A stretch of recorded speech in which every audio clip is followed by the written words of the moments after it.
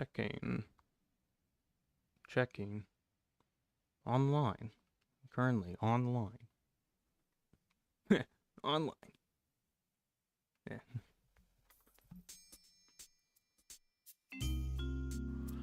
Okay, let me get some stuff set up. Still need to get things ready. For future reference, this is going to be a, it's kind of like a rant video, pretty much, where I just talk about the movie Iron Lung, and just talk about that. The entire thing will most likely have spoilers, as in it will, but most definitely have spoilers. Anyways, I'm just going to be talking about the movie quite a bit, so if you haven't seen it already, I would suggest watching it, but only if you're kind of into cosmic horror, psychological horror type stuff. It's also a very slow burner kind of movie. It's very good. I think it's pretty good. But it's kind of like one of those acquired taste type movies where you're like, not everybody will like it. It's good though.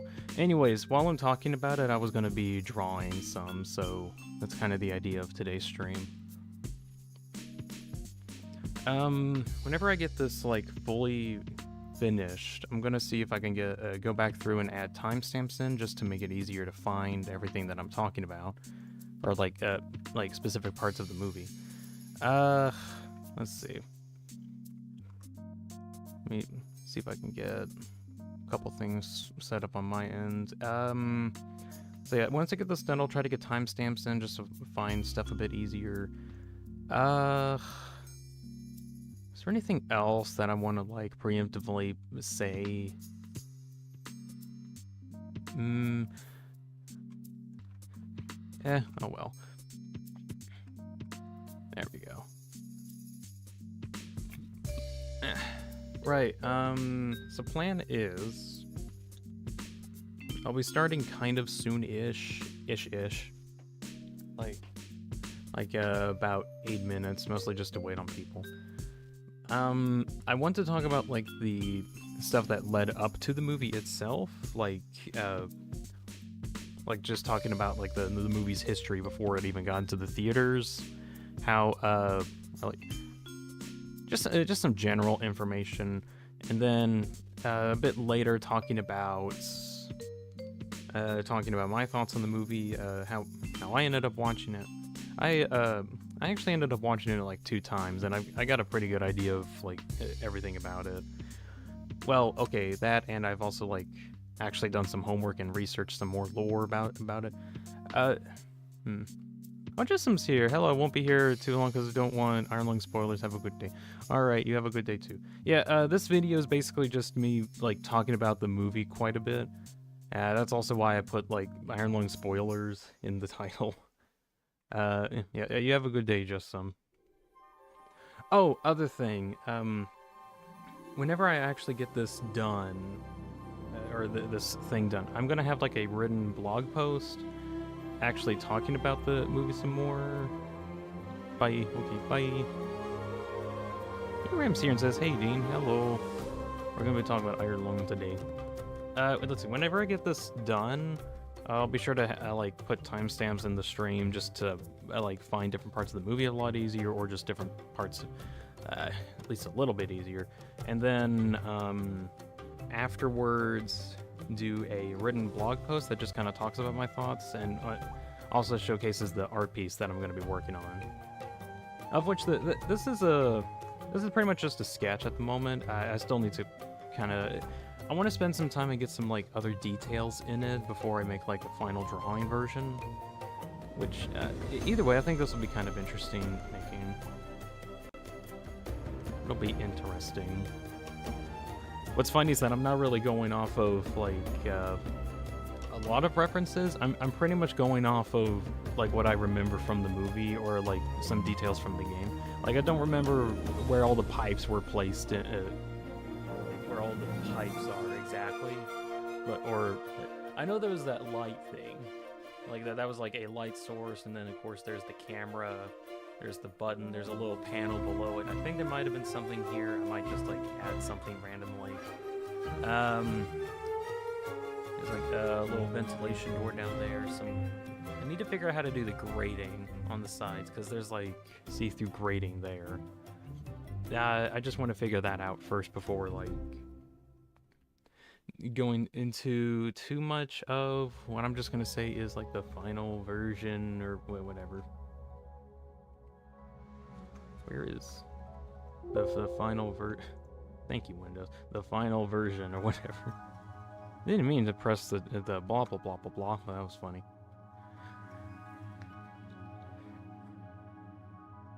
I'll be starting for realsies in about 5 minutes.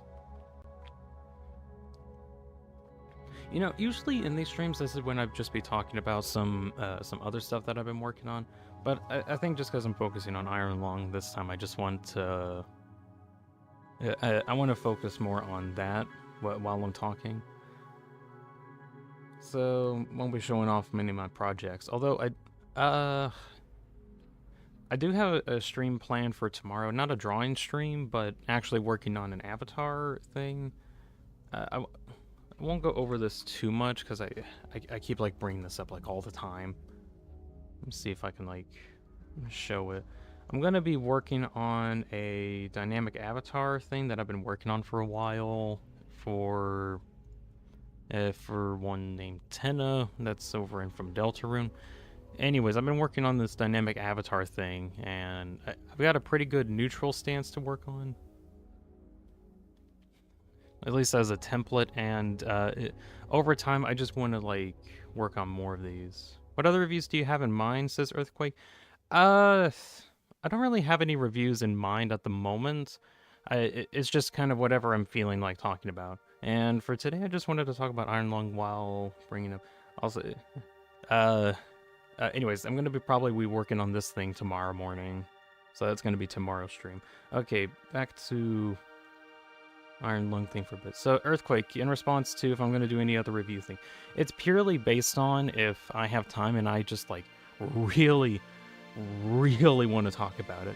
Otherwise, I just kind of, no, like, I don't know entirely why, but the Iron Lung movie ended up making me really want to make like a little art piece for it. So that's what I'm going to be trying to do today while just talking about the film. Swedish Monkey's here and says, hello, Dean. Hello. Welcome. We'll be, like, starting in a couple minutes. Actually, what might be really good is if I go into the details of this, of the stream, and say, hey, YouTube, there's Iron Lung information in here. And YouTube is like, there is? Cool, I'll recommend people who want to watch that. But I forgot to put that in the tag. Let me see if I can, like, adjust that really quick. This is a bit of an impromptu thing. I just kind of thought about doing this a couple days ago. Just because I, like, made the image a couple days ago. So, a lot of this is a bit improv, but I've done my homework. I think I've got a good idea of this. Iron Lung is now a tag on here. I don't know, review? I don't know, we'll do that. We'll go off of that for now.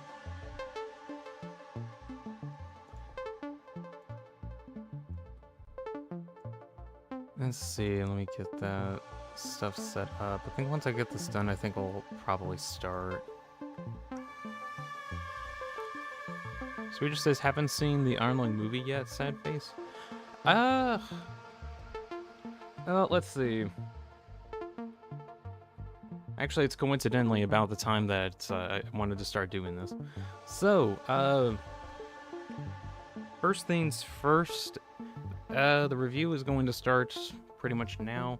If you haven't seen Iron Lung, I personally would recommend it, but that's only if you're okay with, like, let's see, slow burning cosmic horror, emphasis on the psychological horror type stuff. It's a very horror-based film.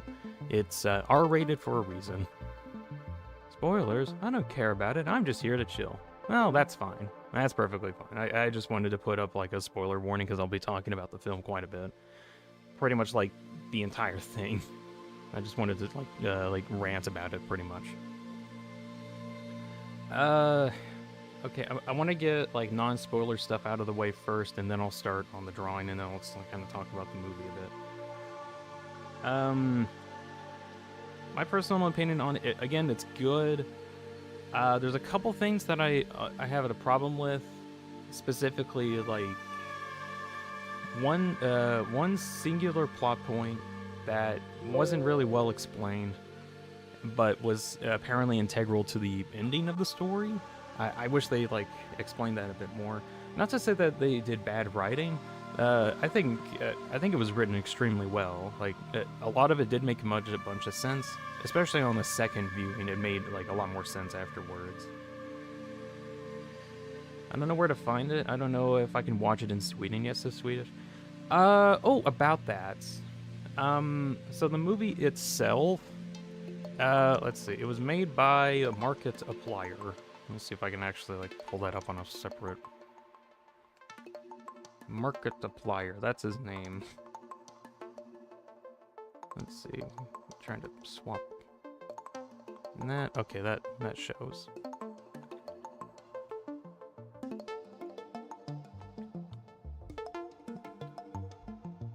Okay.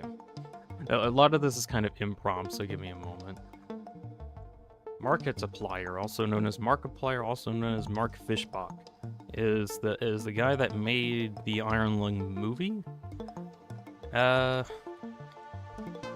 Basically, at one point, he played a game called Iron Lung, and apparently he liked it enough that he just he wanted to make a movie off of it. Although that's mostly because he wanted to at some point make a movie. Iron Lung just ended up fitting the bill for what he wanted, which was a horror film set in one singular location, and the whole point of the game itself. And I'll just pull up. Let me see if I can pull up his gameplay just to show it. Really quick. Hello, ad. Basically, you play. The entire game takes place in a submarine itself. The movie actually does a really good job, like copying the entire sub setup pretty well. There's like a couple creative liberties taken just to make everything look a lot more interesting and more high definition. But the main point is you have a map that can be pulled up, and the main goal is to find like random objectives around the map and take photos of it with a camera that's in the back of your ship. Let's see.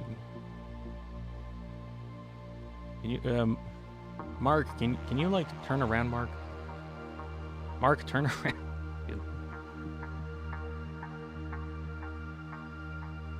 Okay, so in the very back of the ship, there is a button.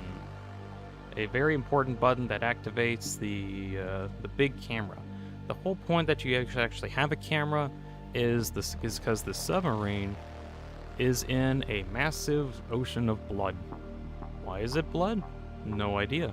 It never really explained why it's an ocean of blood. It just is an ocean of blood. You can't really see it. Swedish asked if I've ever played the game. I have not. It's a pretty short 1 hour game, but it does pretty good, honestly, from like the gameplay that I've watched. But yeah, there's like a button that's on the right side. You're supposed to press it, and an image comes up. The image itself, you get like one image every couple seconds. You have to press the button. Otherwise, you're pretty much flying blind, going off of the instruments that you have available to you to navigate the trenches of the depths of the blood ocean that you're exploring. And the idea is that you find stuff. So, where's the psychological horror part? Well, that's because there's a monster following you the whole game. And I won't really say what happens because that would be spoilers. But yeah, the game itself is really short and kind of short, sweet, and to the point. Anyways, for some reason, Mark thought it'd be really cool to make a movie off of it. And so he did.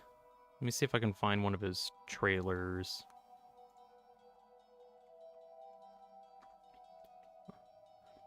As soon as I actually start talking about the movie itself, I'll kind of talk about, or I'll start the drawing thing.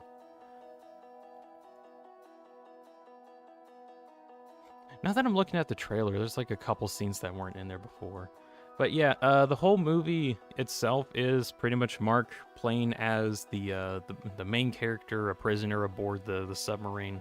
And his job is pretty much the same as in the game, where he has to find points of interest and document those, and survive whatever horrors await him down in the depths of the Blood Ocean. That's kind of the main point of it. Now, the movie itself does take a lot of creative liberties in terms of like how separated it is from the game itself. Namely, like what kind of monster that you're actually fighting against. Also, a really big difference, or something that's kind of notable, is the movie itself has an astronomical amount of blood used in the making of it. As in, I believe Mark said himself that he got like 80,000 gallons of fake blood used for the movie. Which makes sense, because there's like a lot of scenes where he actually emerges from blood itself, or like blood is gushing into his submarine every now and again, and he just like actually has blood to worry about. He pretty much used an actual ocean of blood in order to make the movie, and I think that's quite incredible that he was even able to do that. So yeah, all of the blood effects that were used in the movie pretty much were practical, and there is CGI in the movie. You'll know it when you see it, but I say like 98-ish% of the movie is practical effects, and rest of it is like a bunch of visual enhancements or special effects. Okay, maybe no, it's more like 93%, maybe, because now I'm thinking about... Anyways, it's a really well-made practical movie. I love movies that were made very practically. Just kind of as a frame of reference, there was the FNAF movies. I've watched these recently. I personally enjoyed them. But I think that there's some issues with the writing that I'm not too big of a fan of. But that being said, I just really like let's see if I can find... like the practical effects of the FNAF movie itself. Like, I can appreciate the puppeteering for the FNAF animatronics and bringing those to life. I can appreciate those greatly. The story itself for FNAF needs some work. Anyways, I only mention this because I'm a fan of practical effects in movies. Alright, gonna swap over to drawing me, and I'm gonna be focusing on drawing for the rest of the stream. So that's a bit of one little bit of preamble before we start. Let's see, Mark made the movie in about 3 years, 2.5, at the very least 2 years. I think it went on development went on for like 3 years, because he played the game like 3 years ago, because it came out in 2023. And it took him this long to get the movie done. And the movie was like a huge burden on his life, to the point that he wasn't making as much content before. But now that he got the movie done, was it successful? Well, initially when he got it done, he originally only had it available in about 20 or 50 movie theaters across the whole world. And that wasn't really a lot to make a profit off of, but he really wanted people to see it anyway. Also, the entire project was self-funded too, so all of the funding came directly from Mark himself to make this movie a reality. Fortunately, he has a very, very, very passionate fan base, and they really wanted to see the movie come to their theater. So, Markiplier's community banded together and basically asked as many theaters in their local areas at once to see, like, hey, can we see the Iron Lung movie? I would like to see it. I would like to pay money to watch this movie, said, like, millions of fans. And a bunch of movie theaters were like, You're telling me that people will pay to watch this movie? Meh, sure, why not? We'll just have it available. What do you mean it's sold out already? We just had the tickets open for like a couple minutes. So, the crazy success of Iron Lung was exaggerated by his fan base, but his fan base alone was not the reason why the movie was successful. It actually is like a really good movie. It has, even though the entire movie itself basically takes place in the submarine and like in nothing else, you barely see any of the outside world. They have an incredible knack to somehow find the most complex camera angles possible within this insanely confined space. One of my favorite camera angles was one where they literally had the camera. Hold on one second. They had the camera like completely upside down, looking from the perspective of one of these console ports things. One of these console port things, and looking at the perspective from one of the gauges on a console port, looking in the back of the submarine, to where basically the entire visual was a camera looking at a gauge, and then you look in the reflection of the gauge to notice Simon, the main character, in the back of the ship, looking at the camera after you press the button. I just thought that was an incredibly well-made camera position. Like, I don't know where they think about these camera angles. And there was like a lot more. And they never reused the camera gauge reflection shot ever again. It was just the one time. I just thought that was really impressive. Okay, so enough preamble. I'm gonna get on to actually the spoiler part of the movie.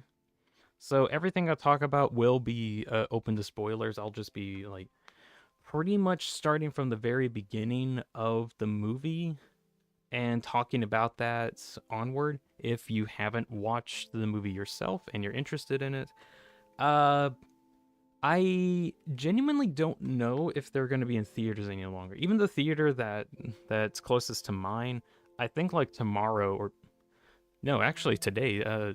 Today's the last viewing day for me, so I don't know about everyone else. Interestingly, at least in my area, Iron Lung wasn't actually in theaters in my local area until like just last week, and that was when I was actually able to watch it. Eventually, shoot, what am I doing? They actually have a website for this. Hold on.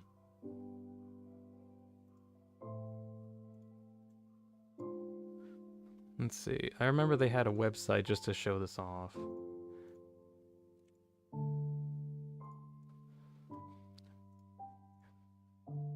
Let's see. Iron Lung tickets.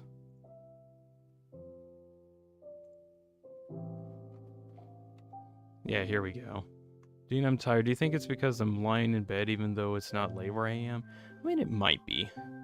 Maybe. Anyways, so the theaters ended up being like over 4,000, even though it started at like 20 or 50, and it ended up being worldwide too. Mainly in the U.S., but it has gone into Europe, some other It actually got to Greenland too, like a little small section of Greenland. That's funny. Or Iceland? No, I can't remember which one. Some in Australia, not much in like non-English speaking countries, but where there's English speaking people, there's usually like tons of theaters for that. So that alone is incredibly impressive. So yeah, in my area, they've only recently like got it in my theater, and it's not showing anymore. They do plan, I do know for a fact they do plan on having a DVD release. When exactly? I don't know. I just know that it's in the works. So eventually they'll get a home DVD version. I don't personally know if there's anything related to streaming, although knowing Mark, he might not actually do that. But I mean, wouldn't put it off the table. It could be a chance. DVDs at the very least is going to be a confirmable thing. That's also self-published, so they actually have to use their money. Oh yeah, the money. So their budget for the movie itself, for the entirety of Iron Lung, $3 million. That was their budget, or that was the money that they used for it.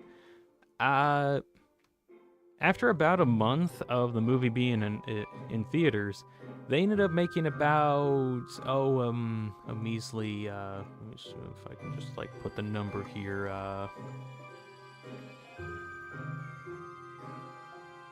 $50 million,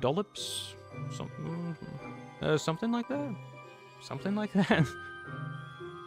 They made like that much money off of $3 million, which I think that's incredible. Or I think it's like 50 million. I know it. I saw it at like 54 or 57 or no 47. Sorry.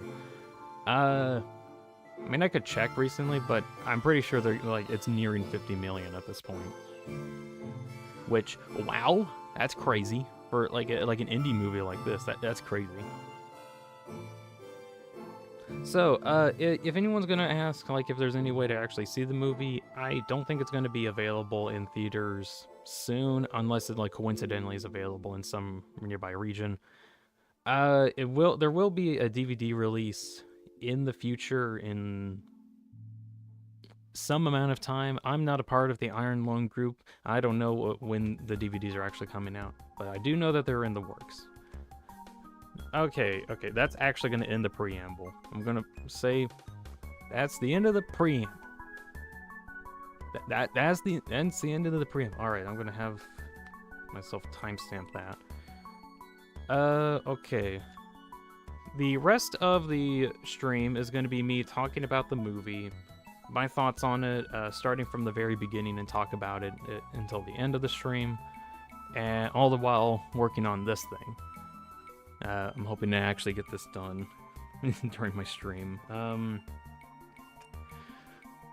Right, if anyone doesn't want to get spoiled for the movie, I'd recommend leaving now. The rest of this is going to be spoiler talk. Okay, swapping over 1 second. That's funny, Tenna's still there. Tenna, get out of here. There we go.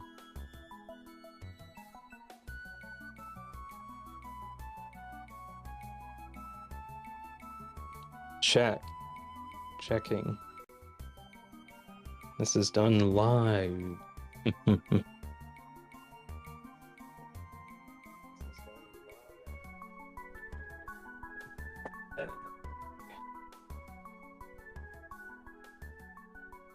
Checking. Check the number. Right.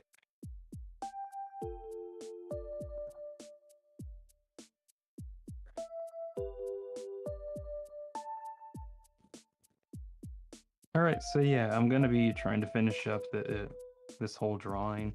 If I can, that would be great. If not, that's fine. This is just kind of like a backdrop thing. So, the very beginning of the movie, peak mic quality. I'm using my phone, actually.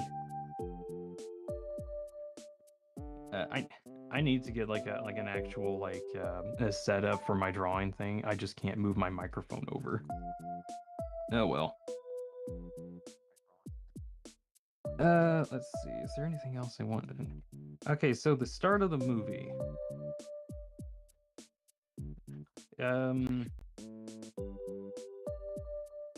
Let's see. My first time watching the movie was on a Saturday, and there actually ended up being like a lot of people there, surprisingly.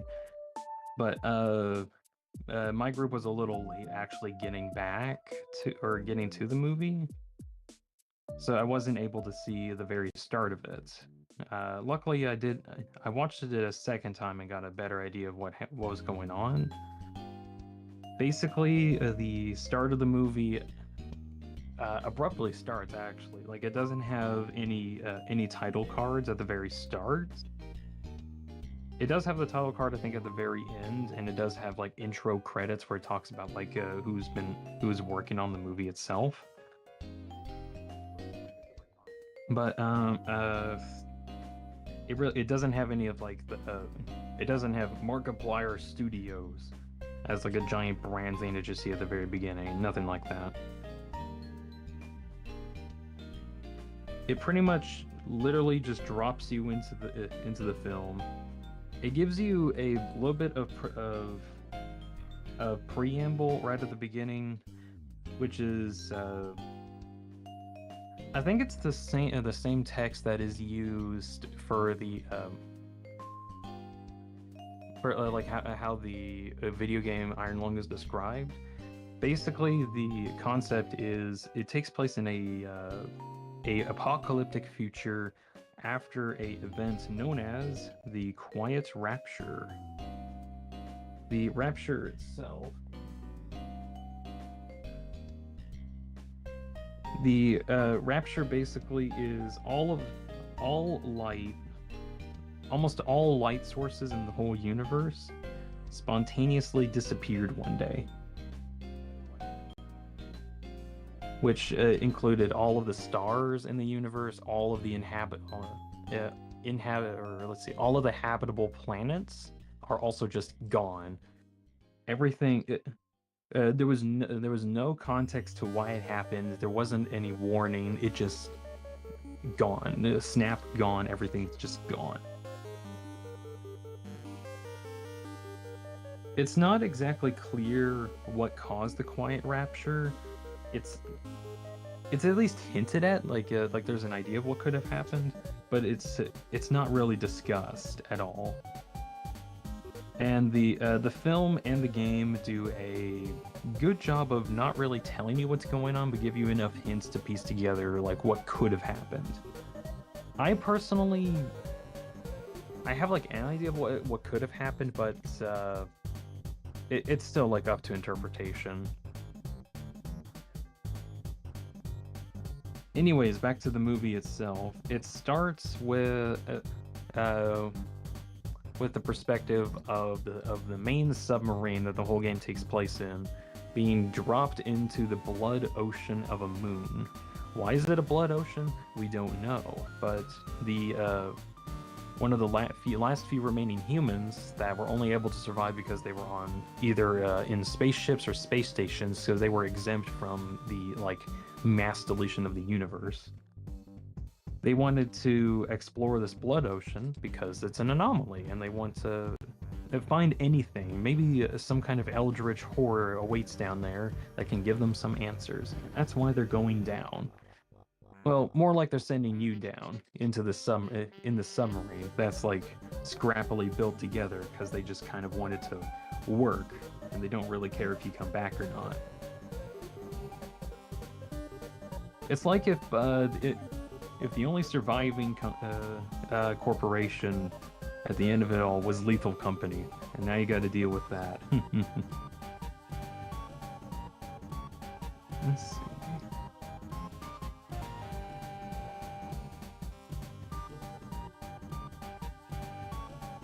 So the main sub gets dropped into the ocean. There's a bit of preamble talking about the Quiet Rapture. One of the issues supplies are dwindling. There's too few to rebuild, too many mouths to feed. You have to find something pretty much. The right click. Damn it. Oh shoot. I didn't even notice that was there, thanks.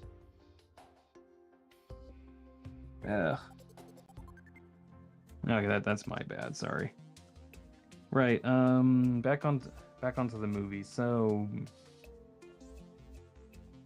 right after the sub gets dropped into the ocean, it cuts to inside of the submarine, and you pretty much only have perspective inside the submarine throughout the entire film, like throughout the entire thing. You only get like little bits where you can see outside of a little peephole at the front of the ship, but that's it.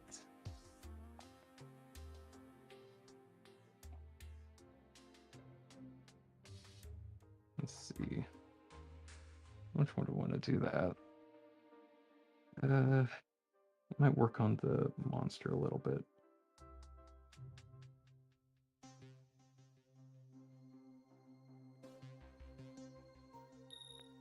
I'm trying to remember what happens next. So there's a bit of preamble at the start coming from I'll just say is mission control, talking to our main character, whose name is Convict, and basically he's some kind of prisoner that's on death row, and they want to send him down there mostly because he is on death row and he's going to die anyway, so he might as well die doing something, right?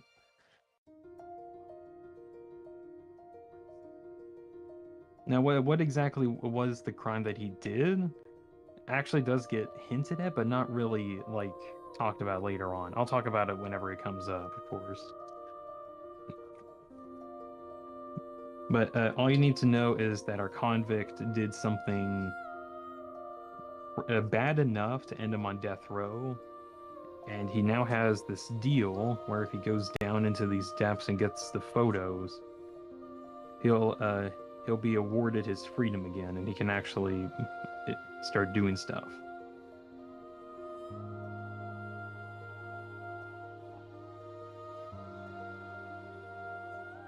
However, they don't really tell him what to really do besides going to specific locations and taking some photos, of which he does without any difficulty because he doesn't really have a choice.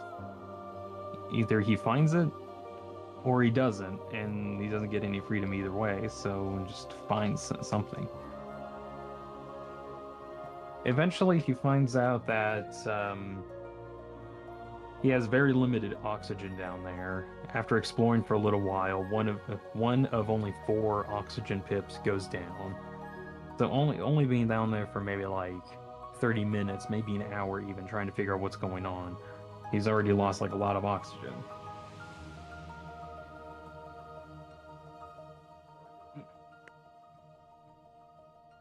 And he's trying to go and explore some more to try and find as many of these images as possible before he runs out. At one point, however, while exploring, he finds the remains of a massive monster. As in, like, the remains of a giant, or let's see, it's like a giant skeleton that's left over. When he finds that, he tries to report that to command, but one of the issues with going really deep is that if he goes too deep, he actually can't communicate with the service crew because the signal is just can't reach that far. He's just too deep, pretty much. So he's mostly on his own when he found the skeleton. But there was one point, however, when I think he got on top of a hill, which allowed him to see that skeleton. But that hill also got him within range of the command center, and tried to get in contact with them. He mentions that he found some kind of a skeleton, and eventually, after sending up like some of the information on what images that he's been taking, they decide we should probably bring him up and hook him up with something in order to see if we can get a sample of the skeleton. So he gets pulled up really fast, and I really like this detail. As soon as he gets pulled up, the whole sub that he's in actually kind of jostles him around a lot too. Like just as he's pulled up, it like gets rammed to the floor. He gets tossed around. All the while, our convict notices that there is the skeleton, but there's like something else behind it. That what? What do you want? You can't hear him, but he's like meowing at me. I think he doesn't like me talking.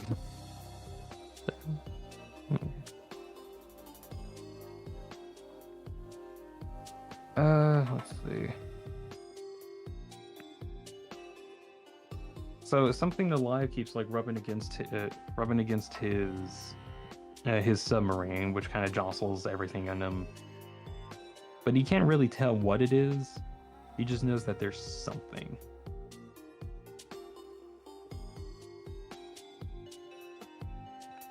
I don't want to work off of that.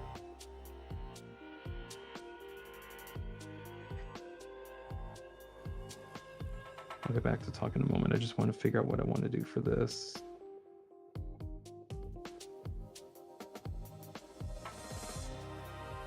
No idea what to do for the feet.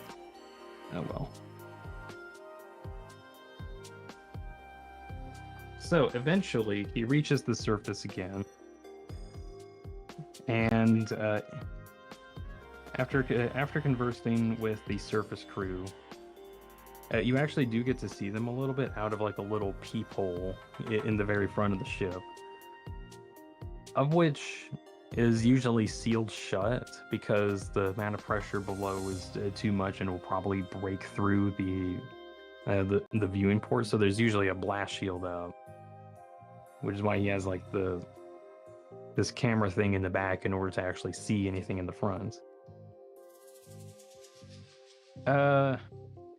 Let's see.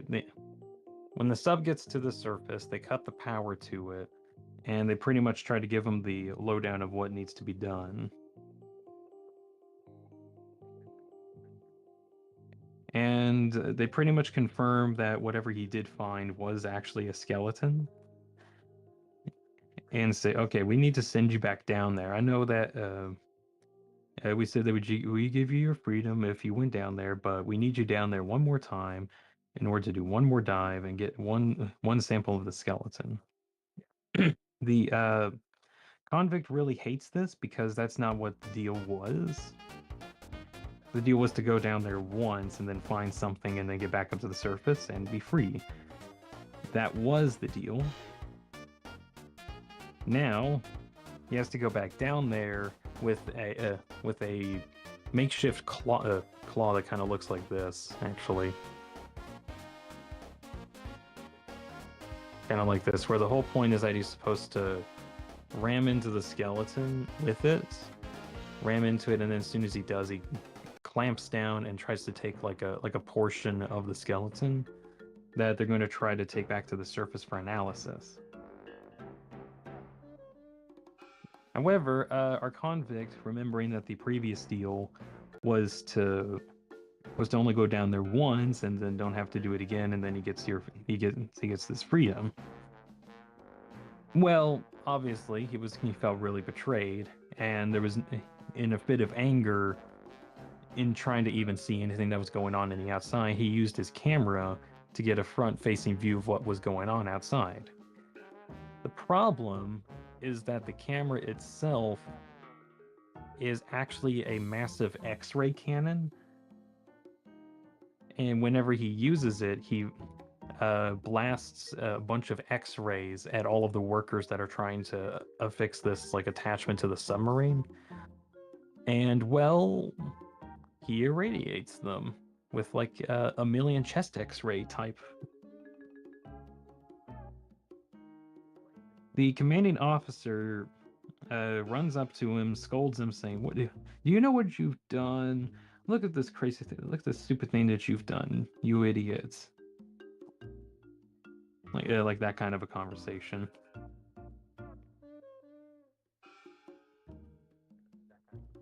Let's see.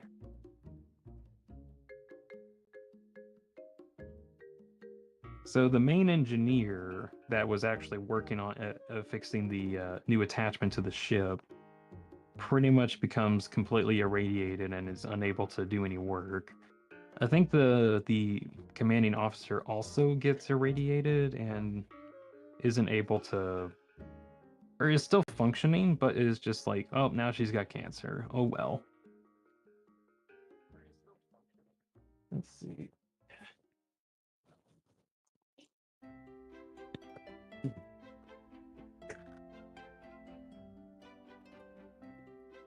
Our convict didn't really know that that's what the camera did, and pretty much throughout the rest of the movie heavily regrets the actions that he did, and it constantly brings that up.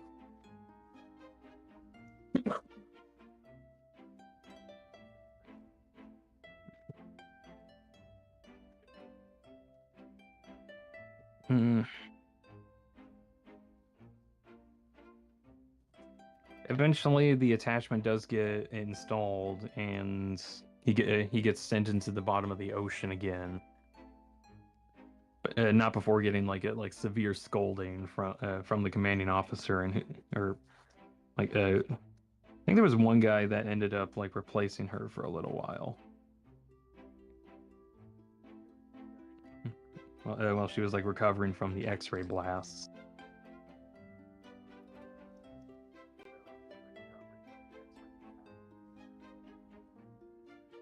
See if I can do hands perfectly the first time.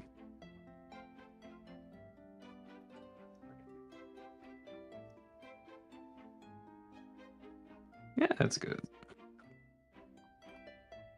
Let's see. So he gets sent back down to the ocean, and now he has to navigate through everything, through the whole ocean one more time, in order to find that skeleton again. Well, once he gets back to where he found the skeleton in the first place, it's revealed that it moved. But not because it was alive or anything. It's actually because the whole ocean itself like pulsates and congeals all the time, and stuff just moves a lot down there. So he now has to find out where the skeleton wins. The cultist here says at school playing the drum kit right now. That's cool. I'm talking about iron lung while making an iron lung art. I'm pretty much like spoiling the whole movie, so if you want to stick around, that's fine. Let's see.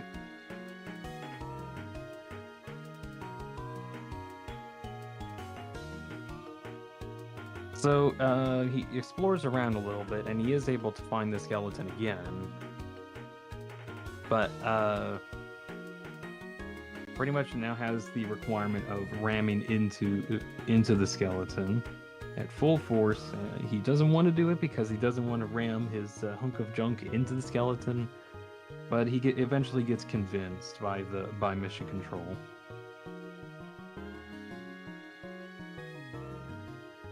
When he does this, he successfully does ram into the skeleton, but not until something else shows up behind him. And it pretty much takes hold of his submarine and gets dragged off into a different area entirely. The connection chain that was to the top of his sub that was connected to Mission Control has been detached, and he ended up being completely unconscious after getting tossed around this much. Eventually, our convict wakes back up after. Was there a flashback? I remember there was a flashback talking about some past stuff. Oh, important thing I almost forgot. Mission Control was talking to our convict about a event from their past that probably got them on death row in the first place, and that was because they were part of some plot behind a station called Filament Station that got exploded at some point, which was one of the. It was host to a faction called Eden, which they basically had the last only remaining tree in the whole universe that they had, and they had only one tree left. At some point, people of his group ended up saying, what's the point of anything? Because everyone's going to die anyway. All the stars are gone. There's no point to anything anymore. And his group pretty much destroyed the station. He didn't want that exactly, but he was still a part of it. And was directly blamed for that event, mostly because he was the only one that they could catch.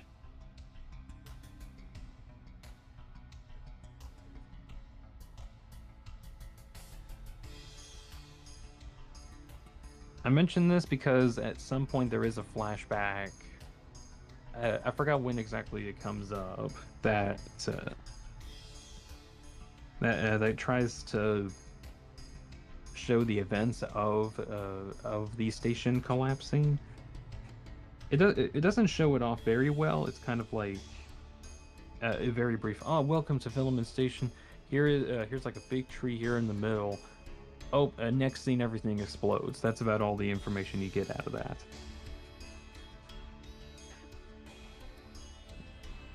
Anyways, after recovering from being concussed, our main character, our convict, wakes up and tries to get his bearings on what exactly is going on. It's not very easy because the power has actually went out in the whole submarine. With the only thing that's actually able to stay functional is the camera. Why? Because it's connected to the black box's power system. And it's like the only thing that's working, basically. And, well, because he doesn't have any way to see like what's going on anywhere, he pretty much has to rely on the camera as a light source, having to constantly press the button in order to flash the camera. Luckily, there wasn't anything on the camera at the time, so he doesn't have to worry about anything.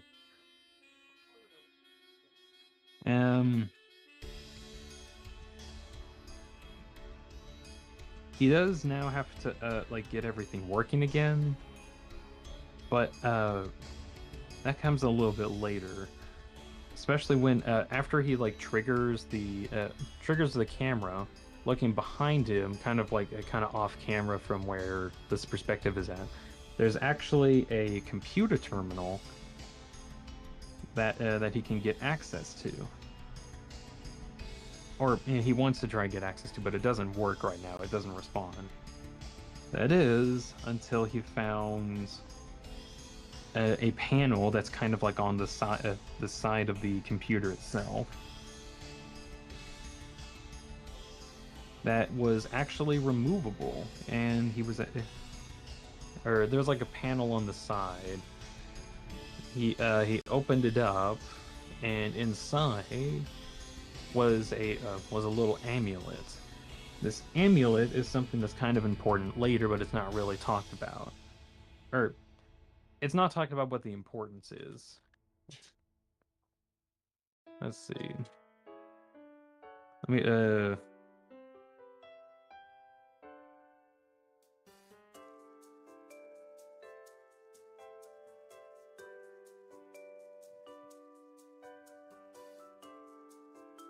It pretty much looked like this. It was some kind of circular amulet that had some kind of plant in the center of it. What wasn't really talked about is that this was like a symbol of their Eden faction, their brotherhood, specifically the convicts group. Oh, Funny's here. Hey, Funny. I'm talking about Iron Lung for a while. So basically, the convict finds this plant element here that actually has a sapling. Like the amulet in the center of it is an actual sapling,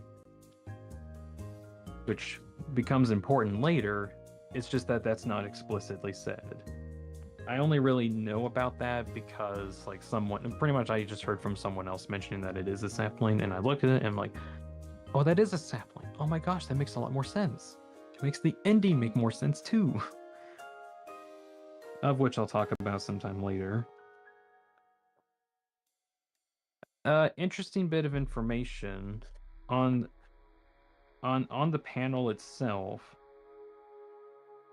There's this little symbol here that was on the side, of which when our convict actually reaches and finds the symbol, he reaches on the side of his neck to find because he actually has the same symbol on the side of his neck.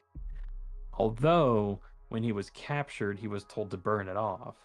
If you were keen-eyed and watched kind of closely at the side of his neck, you could actually see that symbol like tattooed onto his neck, but also like burnt or scarred off. I really like that added detail.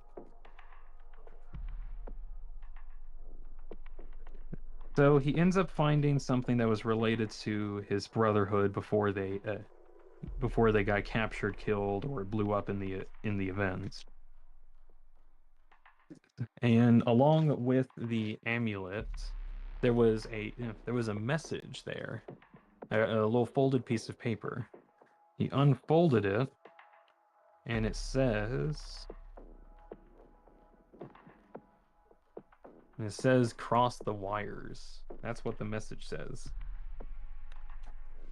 So in the computer terminal that he was interacting with, if he actually did cross the wires that were connected to it, he would actually short circuit the computer, and it would work. Like he was actually able to use it.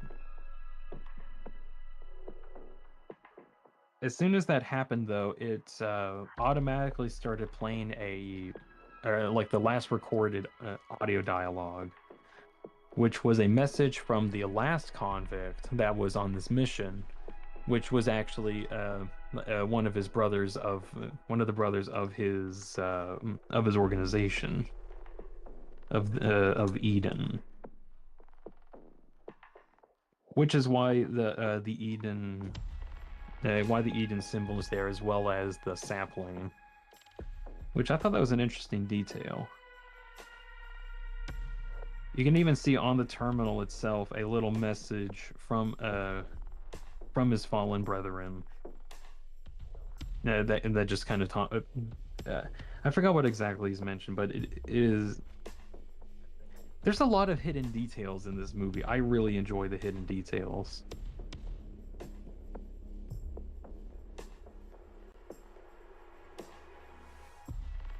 So after hearing the audio play, our convict or let's say the audio itself was basically saying that the group that sent him down here in the first place really doesn't care about him whatsoever. They sent him down here to die and get whatever information that you can before you die. They really didn't care about his well-being whatsoever. So, but our convict doesn't really care. He just wants to get out alive, or at least that's what he wants. He might not be able to get it by the end of it.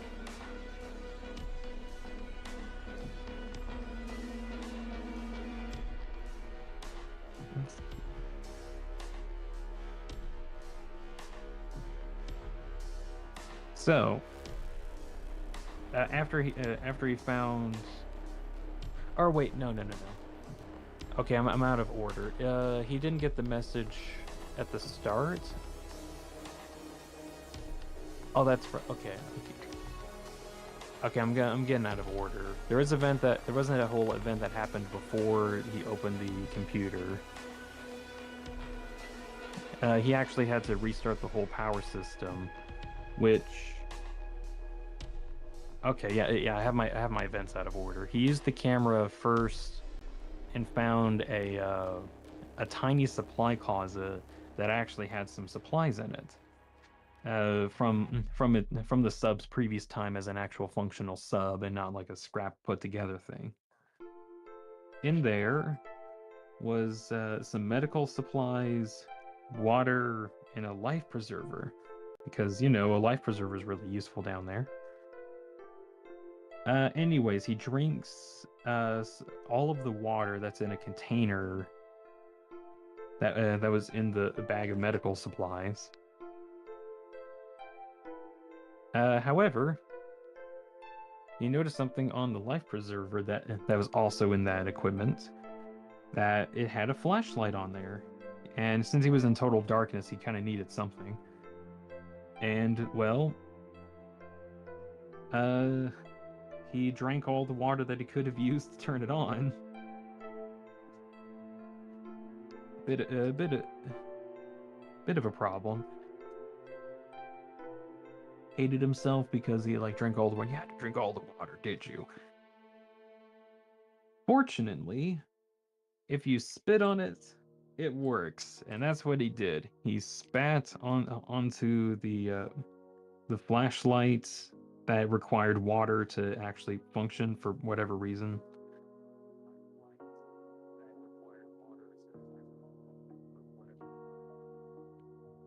And he got the flashlight working. He pretty much has this life preserver makeshift flashlight for the whole time that he's in complete darkness. Let's see. In the bottom of the ship, he does find this panel thing down here because there was like some sparks that were happening in the back there. And using some of the medical tools that he found, he was able to pry the panel open and use the flashlight to like go underneath the sub or like in the basement area maintenance hatch and try to fix things. He tries to get onto the very front control panel area. It turns out there wasn't anything really there. There was the black box, but he couldn't really use the black box right now. It doesn't do anything.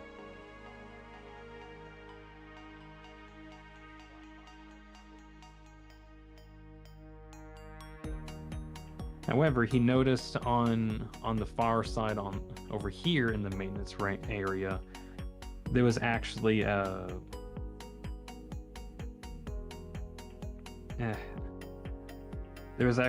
backup generator. So he crawled all the way back to the front again and was actually able to restart the generator. Cool. Everything's working now.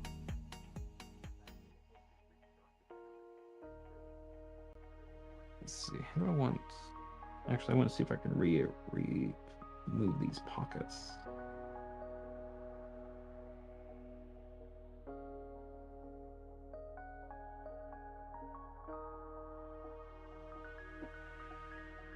So after he gets the generator running is when he's able to get that computer functioning, and that's when he finds like the whole information about his past comrade. Okay, I just got that out of order.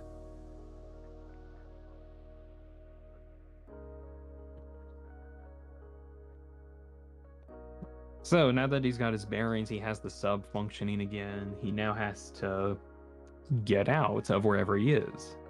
And after getting his bearings, he got a couple photos and also looked at some of the coordinates on his control panel, and he realizes that he's way off of the map, like over here. Like, if this was the whole map that he was going off of to navigate, he's way over here. And he pretty much decides he doesn't want to die here. He wants to see if he can get back up to the surface and at least die up there instead.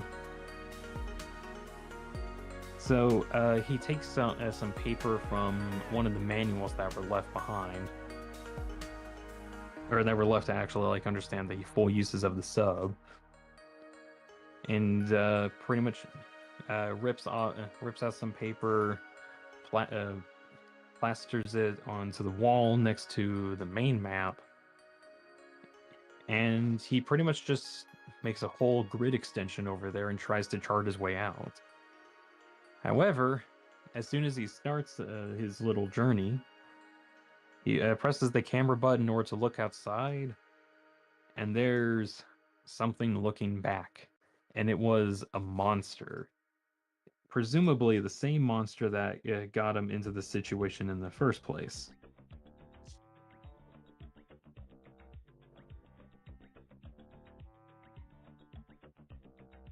Luckily, the monster actually, after taking some more photos, actually started to retreat into the cave that our convict has found himself in.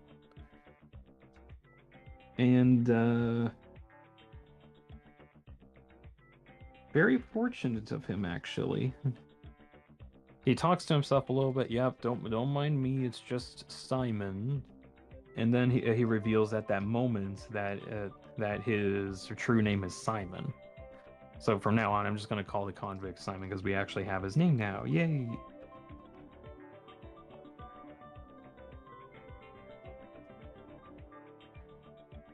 So Simon pretty much kind of talks to himself by talking to the monster entity, like, don't mind me, it's just you know what, they're probably still looking for me. If you see anyone trying to find Simon, you know where to find me. And then he starts his journey. With what tools that he does have, he uses to navigate the cave pretty much blind, save for like the couple photos that he can take every now and again.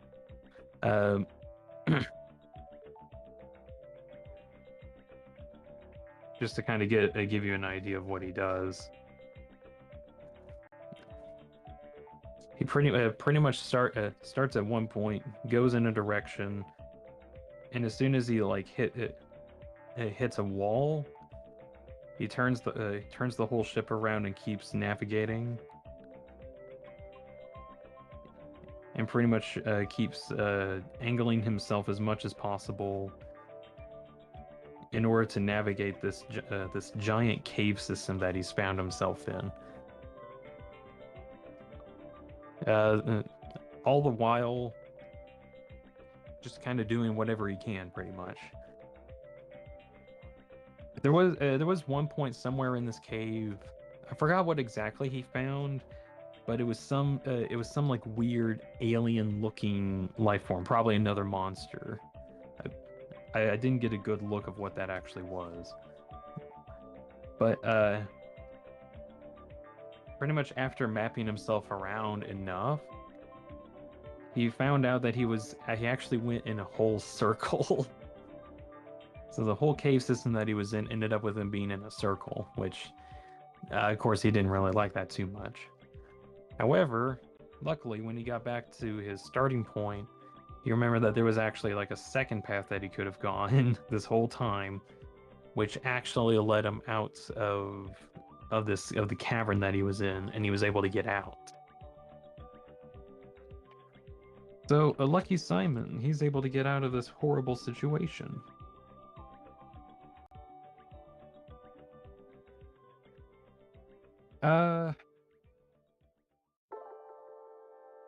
Okay, I'm trying to remember what happened earlier. A bit of context for what comes up. At one point, I keep getting my stuff out of order because I've only seen it twice. Forgive me for that. There is an event that happens when he wakes up after he gets waken up from being unconscious, where something's about to actually breach into the viewing port, and he was able to close the blast shield in time, so the blood ocean wouldn't like seep in or anything. But there was still some blood that got in and hit his face, and he's like, "Oh my gosh, I have to deal with this. This is ridiculous. Why am I having to deal with this? This is so stupid." All the while, there's like this a warning signal going off that it just keeps saying "hull breach" all the time, because I mean the hull was breached. It should probably be dealt with as soon as possible. He can't deal with it right now, but there's nothing that stops it from working.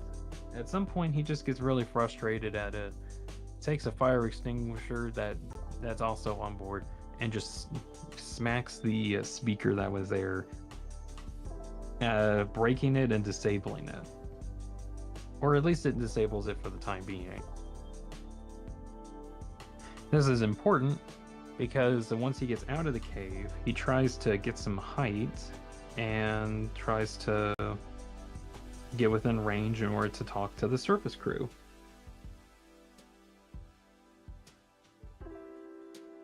Well, he didn't get the surface crew. He got someone else. He got one of the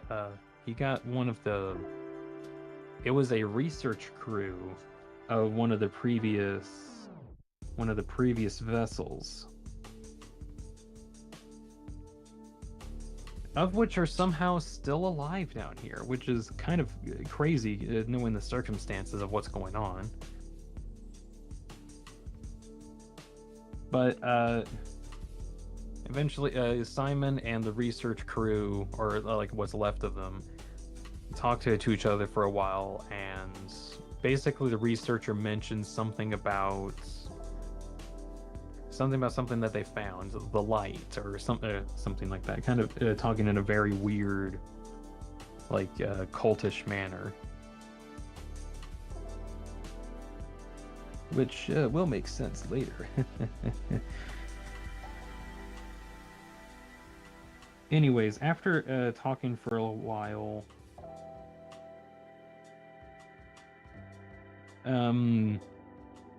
their communication gets cut, and I think that's actually because the research crew decide to like kind of leave him in the dark or leave him for dead or something like that. So they cut communication, but at that moment, Simon's really questioning his sanity right now.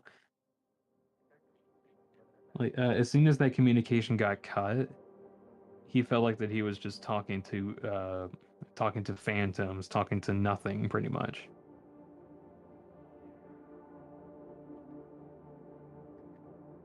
Uh,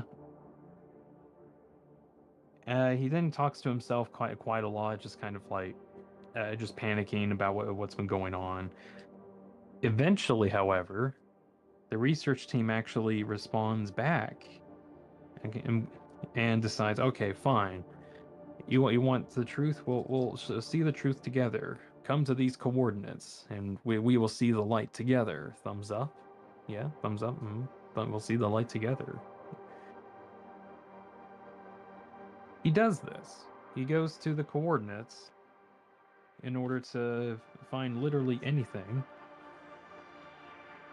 But something's kind of odd. He keeps talking with the research group, and there seems to be some kind of weird stuff going on with them. Like they keep talking about like kind of like worshiping the light almost, or talking about like the quiet rapture. Like that's what caused the quiet rapture. That's the whole reason why we're here in the first place.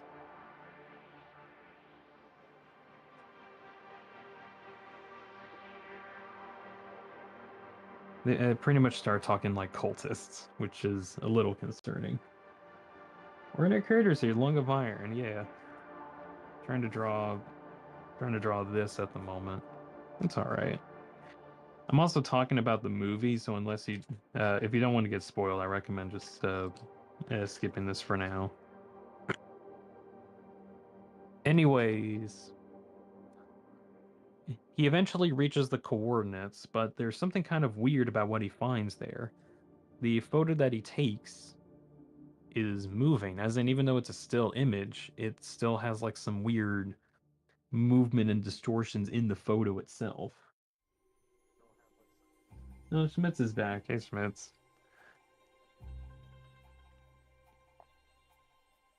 But then it's revealed that the research group that he was talking to wasn't actually the research group. Because something that was kind of important was like the research group actually called Simon by name. And he's like, wait a second, I've never told you my name. He goes up to the speaker that he was talking to this whole time. Actually, I need to make sure I have like the speaker. Actually, no, the speaker was on like this side, not this side. Eh, oh well. The thing is, remember earlier, Simon actually broke the speaker.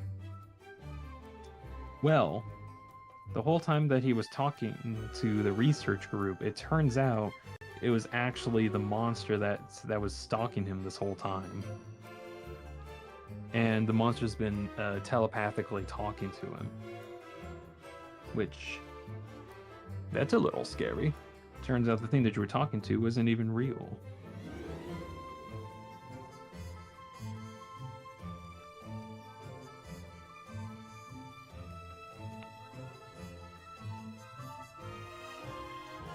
He finds this out by actually going up to the speaker itself, and apparently there's like a wire attachment that wasn't actually plugged in, as in it actually broke at some point when he broke it. So, as soon as he realized that, he's like, oh no, I've gotten myself in a really deep situation. Well, maybe a little too deep because the monster actually ends up pushing him into this weird light fragment, which turns out to be some kind of a void portal to another dimension.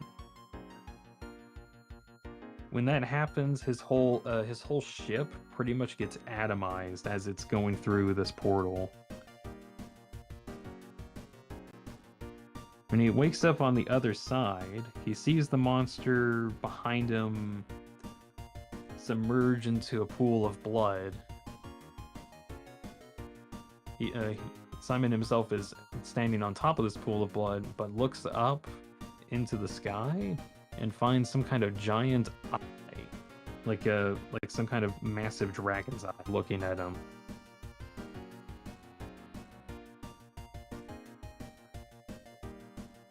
Basically, he has gazed upon a Cthulhian eldritch horror. I don't want that eye to look like.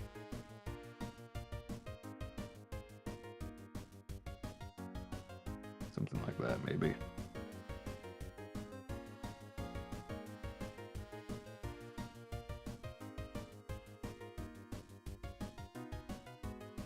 I should think about what I want this to be. So, after he gazes upon this eldritch horror, he ends up waking up, basically from like a daydream kind of thing, vomiting blood, his blood, not like anything else's blood.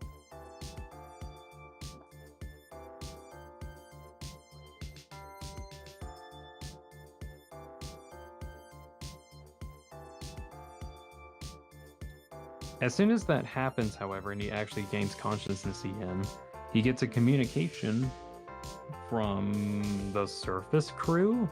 How is he able to talk to the surface crew? His radio is broken. He starts asking them a bunch of questions about what does he do? Something to like ground himself in reality, because he's pretty much gone insane at this point. He asks like how many people were on the ship when he used his radiation cannon. The response was 3. He's like, no, you're lying to me, blah blah blah. Probably because he counted 4 in there or something like that. However, what got him out of it, or at least like kind of grounded again, was him asking the surface crew what his name was. Turns out the surface crew didn't even know what his name was the whole time. And he's like, you send me down here to die even though you didn't know my name. That's mean. How dare you? Well, quotes here. Hey, quote. Trying to work on this sketch as well as like talk about Iron Lung.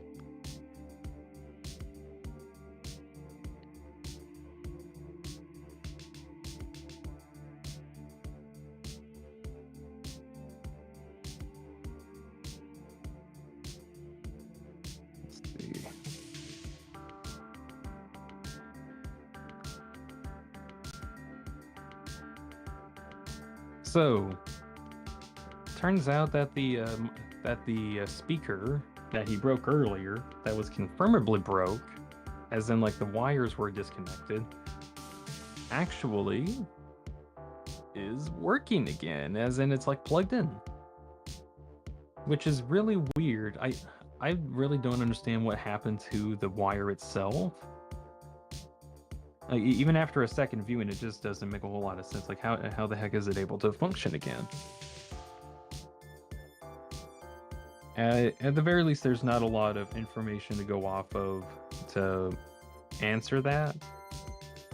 My best guess is that he just imagined it being broken, but I really don't know at this point.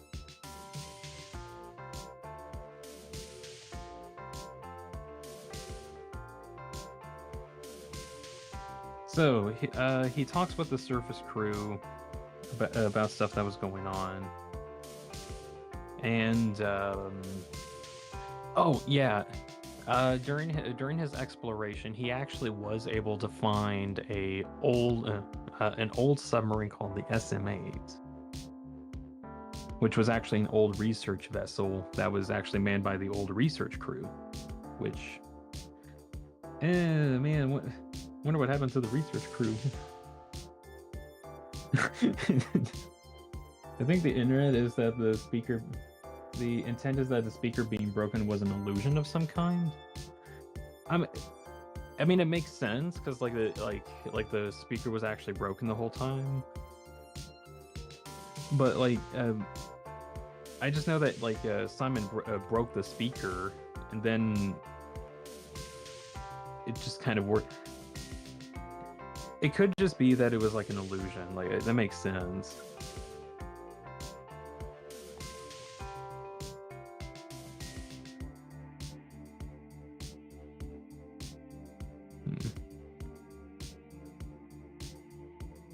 But anyways, he mentions that he found the SM-8 and kind of saying like, I'm not the first one that you sent down here because there's the SM-8s. I'm not the first one you sent down. How dare you do all this to me? You lied to me.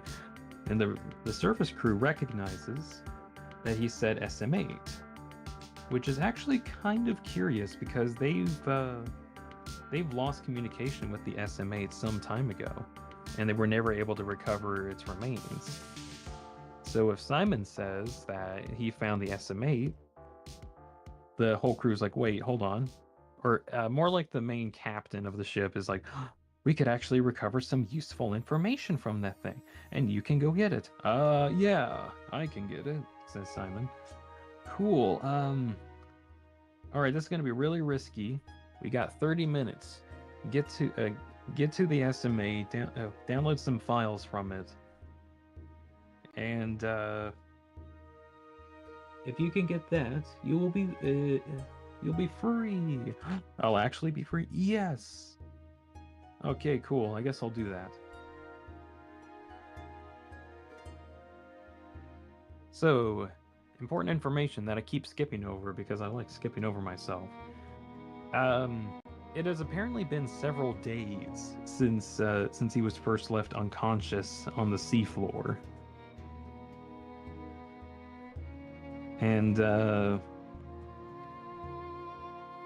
And the surface crew is actually really questioning how he was able to survive this long, because he should have ran out of oxygen by now.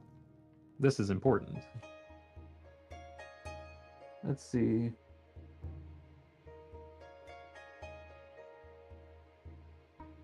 Nathaniel says, during the sequence where he's navigating the cave, there's a point where he starts blacking out, and presumably from there until he wakes up, the blood pool is a manipulated dream sequence. Oh, well, Oh man, I need to like recognize when that actually happens, because okay, before going on and talking about the SM-8, okay, a little stuff that I did notice on the second viewing when Simon was talking to the Eldritch Horror. I noticed that there was actually like a lot of whispering in the background, and at first, me personally, I wasn't sure what it was, because I legitimately thought that it was some other people in the theater that I was at talking, because it just sounded like this like random conversation over to the side. I'm saying something. It was so quiet at first that I legitimately thought it was someone else in the theater, until I noticed, oh wait, the voices are coming from the speakers. Wait a second, this is actually part of the movie. So what was actually going on was Simon at some point started hearing these whispers, and when he was trying to get a connection with the surface crew, he heard a voice, and that voice was actually one of the whispers that he could just barely audibly hear. And that was like that was like the realization to me that, oh yeah, this is like the monster that he's talking to right now, or like he's actually able to talk with it. But I just really like the added detail of like the whispering in the background, because I legitimately didn't recognize it at first until like the second viewing.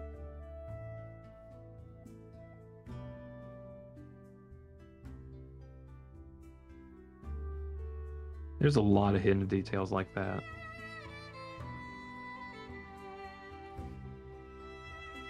Ethan says a bit late of a message by now, but sorry. No, it's fine. It's fine. So that was like a favorite detail of mine on a second watch, where like there was this incredibly quiet whisper that's like super duper low, and you could literally mistake it for just other people in the theater talking. I thought that was like a really well done effect.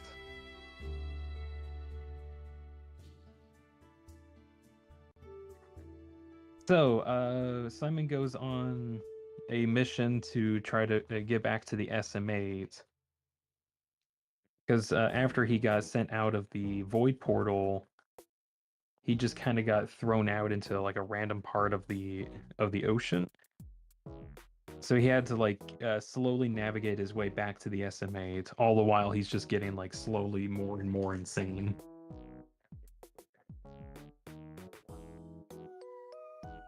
But eventually, he finds it, and using some extra credentials that that the surface crew gave him in order to actually access the information, he finds a audio log from the past research crew, which basically said that the blood itself, that the whole ocean of blood that he's in, is human blood, like legitimate human blood, which is a little scary, knowing like the whole universe of living organisms has been snapped out of existence. Maybe these blood oceans are where all the human remains ended up somehow.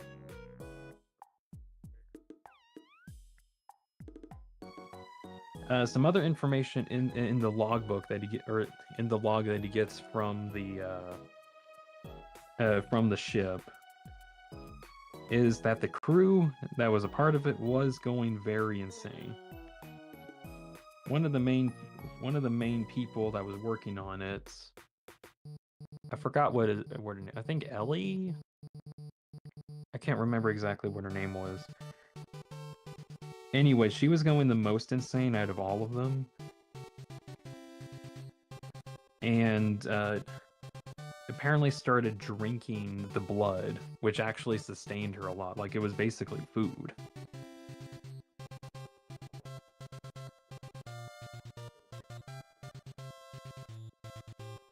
And I mean, like, the blood could be used as food, but no one on the ship really liked that idea at all. But unfortunately for everybody involved, at the very end of the log, it's kind of implied that that was when the research crew actually converted or like mutated into something horrifying, being the monster that Simon's been or the monster that's been stalking Simon this whole time.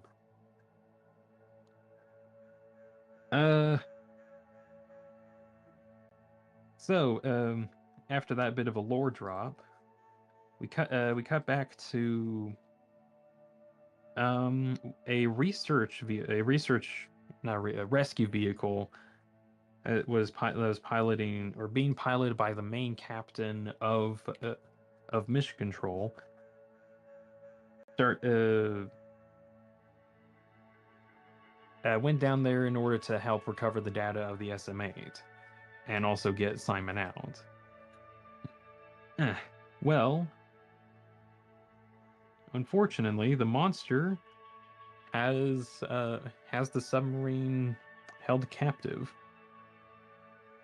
Look at it. Yeah, here we go. So you actually see in the camera itself, like, the monster clamping down on the submarine and pretty much threatening to destroy it. Only really letting her the captain live if Simon destroys all the data that he got from the SM8.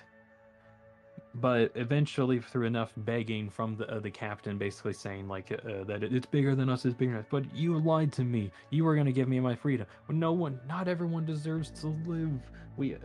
This is much bigger than us. She ends up sacrificing herself. Well, not really sacrificing herself. It's just that the whole submarine gets crushed by the monster, thrown aside.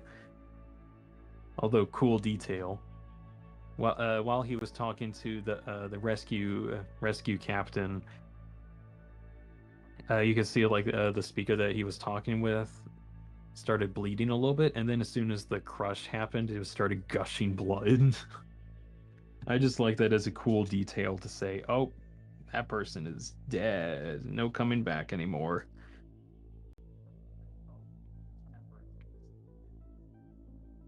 So eventually, Simon decides that I ain't having this. I ain't giving up.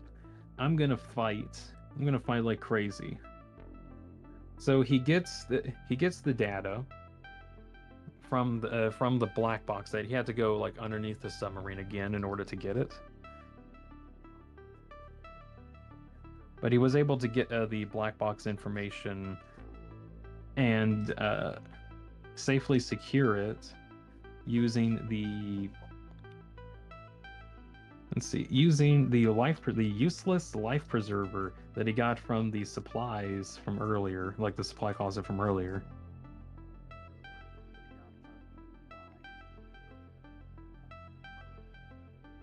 Like it actually had a use, which is so cool.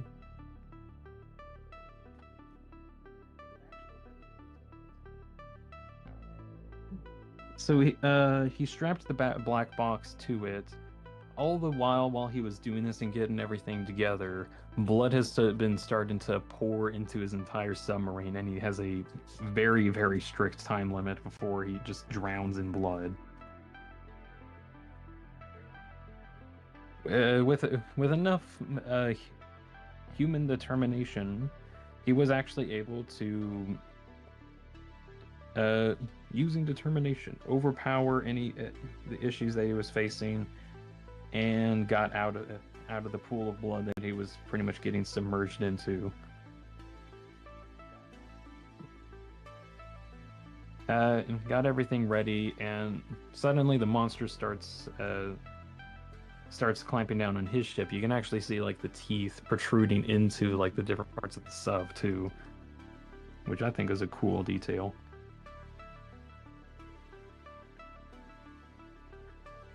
However, Simon, not wanting to go down without a fight, decides to take the fire extinguisher and pretty much like try to damage the teeth as much as possible, which did something. It did break a tooth, which is really cool. But didn't end up mattering because the sub ended up getting crushed by the monster. However, weird thing that happened at the very end. After Simon was pretty much consumed by blood, in fact, like most of his limbs were falling off. His limbs were falling off. His skin was falling off, rotting because the blood was just taking him over, something like that. There was a brief moment at the very end before he completely got drowned in blood that he was able to get some kind of connection to the plant amulet that he had with him that he got from his past comrade, which I'm not a huge fan of what happened at the end because this wasn't really well explained. But basically, the plant itself tapped into the hive mind life force of the blood ocean and was able to use its power to exponentially increase its growth rate or something like that. And then all of a sudden the sapling grew into this massive tree and grew so fast that it not only destroyed the submarine, got Simon, but also got the monster as well, completely consuming it. Which I think that was a cool ending. I think that was a cool looking ending. I just wish they like explained it a little bit better.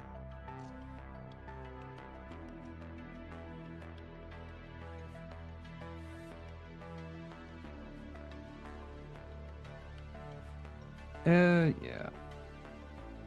All right, I got about like 40 minutes left before I actually get to the end of it, or the end of the stream. So the very end of the film is the black box life preserver actually successfully floating up to the surface, and the surface crew was able to recover it. Hopefully, they can actually do something with it, and not nothing.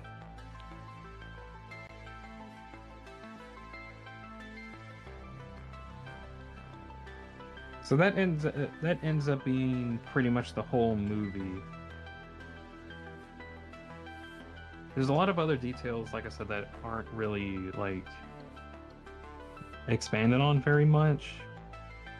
Like how the tree sapling was able to get enough power to get like actually end up being the reason why Simon was able to get the black box info out. I don't remember that part at all. It just happened so fast at the very end. Uh like when I first saw the movie, I thought like the submarine just like exploded at the very end, which it did.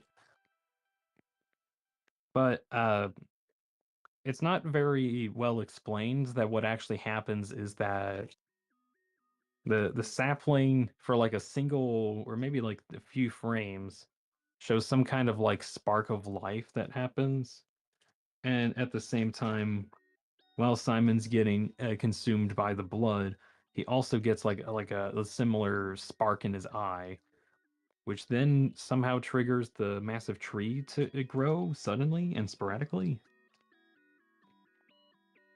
Uh,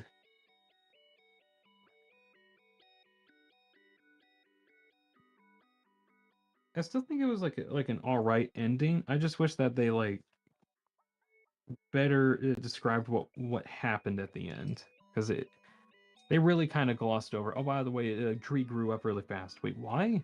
It just did. Yeah, I've only seen the movie once, but so missing out on a lot of intricate detail. There are so many details. Like I mentioned earlier, my favorite detail was when Simon was going crazy talking with the main monster and not knowing that it was the main monster. Where leading up to it, there was like a bunch of whispering, and at first viewing, I never even noticed it. On the second viewing, I legitimately thought it was like whispers from like the audience around me because it was just that quiet. But in actuality, it was it, it was the monster that he was talking to there or hearing. And when he was trying to listen for some kind of a signal, he heard one of the whispers and started responding to that. So the monster itself was also surprised that Simon could actually hear them.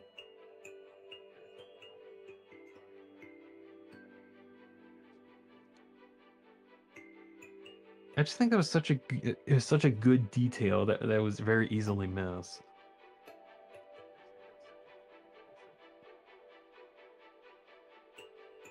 But yeah, overall, I really liked the movie. I really did. I mean, I'm going this far just to talk about the whole thing, and it ended up being like a really good film. Ah, jeez. I need like a reference, I think. Brother's gonna have a field day analyzing this when it comes to a DVD release. Yeah. That's kind of like my thought process too. Whenever the DVD release finally comes out, I'm gonna get that. I'm really glad that luckily in my area let's see, we were able to get the movie last week pretty much, and me and my brother went to go see it. We liked it a lot, but I think he was kind of busy and he had to do school stuff. I don't, because I'm doing this.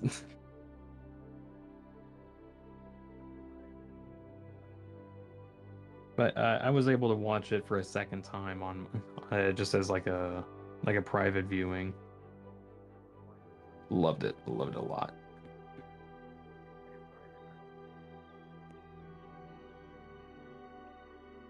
But yeah, I also can't wait for whenever Iron Lung comes out with the DVD release.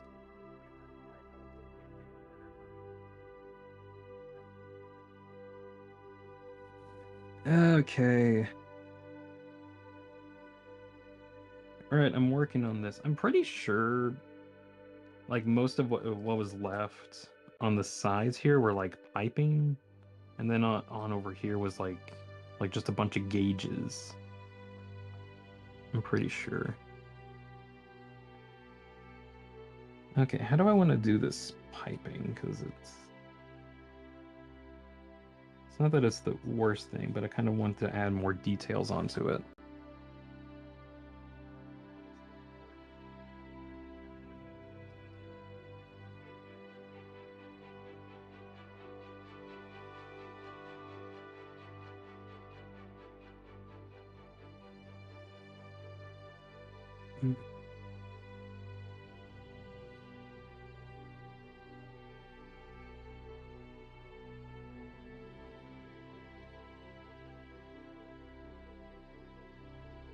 I'll probably be here the rest of the time, just even like figuring out what kind of details I want to add to this.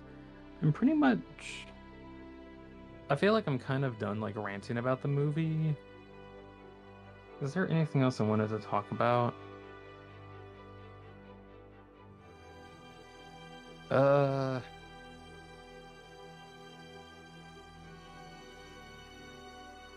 hmm.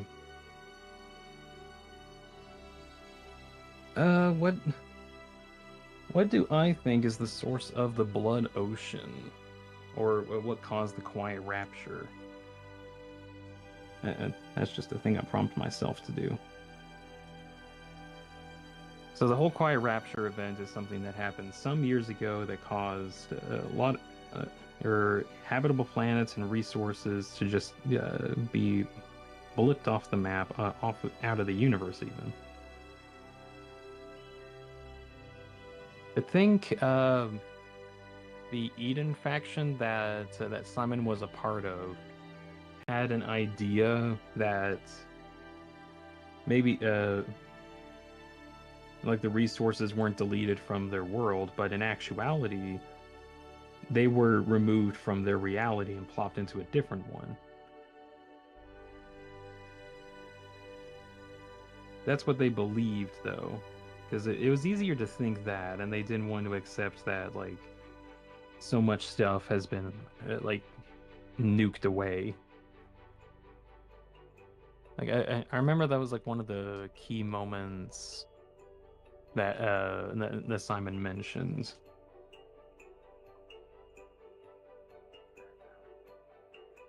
Or, like what they believed in, at least.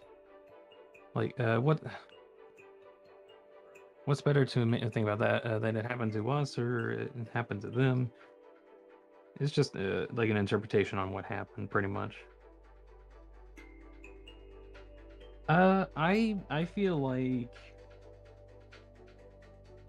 that is pretty much that the coin rapture still happens, though.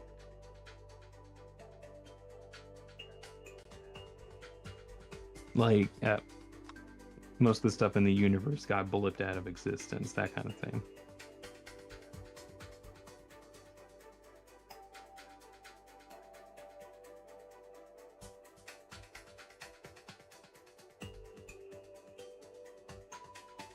Oh man, I don't know how to do pipes here.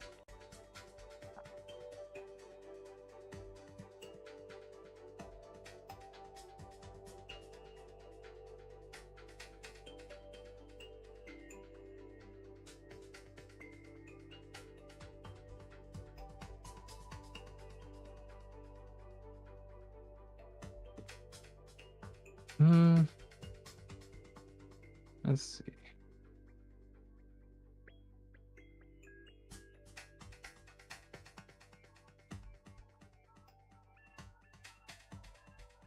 Ah, damn. I might end up going on a blank for a bit.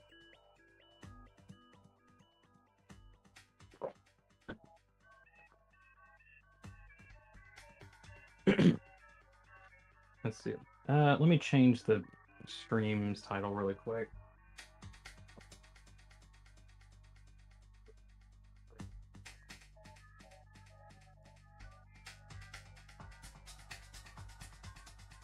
Let's see.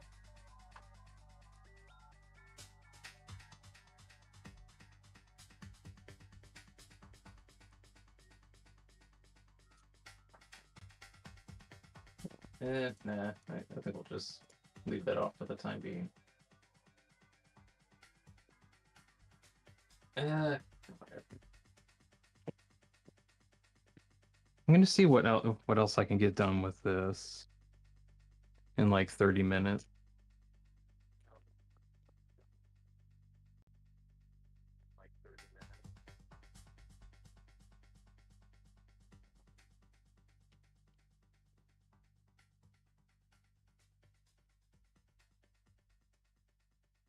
I honestly thought that I'd have more time to talk about this while I was working on the picture, but I ended up not spending as much time on it as I wanted. Oh well.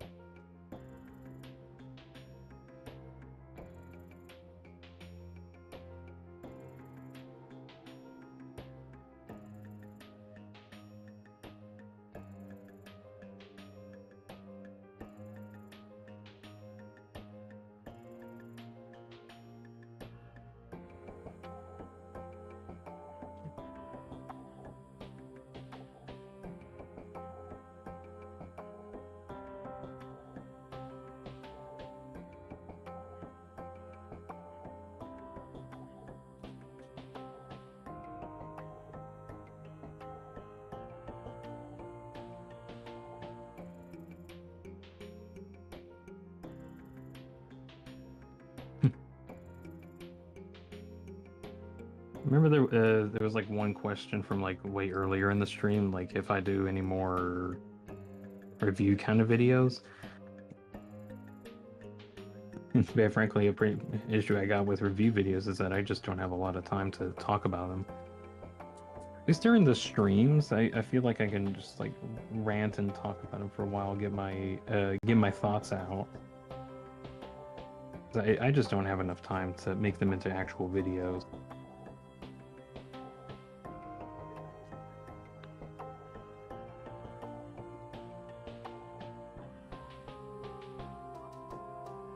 Actually, that's still kind of why I started making these videos in the first place, or like the streams in the first place. Very much so that I can talk about everything for a while.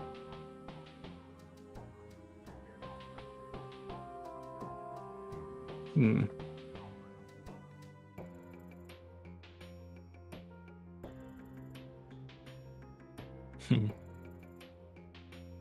I don't know. I don't know if this is heard.